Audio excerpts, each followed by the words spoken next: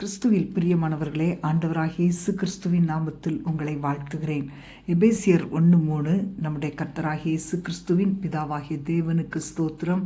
அவர் கிறிஸ்துவுக்குள் உன்னதங்களிலே ஆவிக்குரிய சகல ஆசீர்வாதத்தினாலும் நம்மை ஆசீர்வதித்திருக்கிறார்.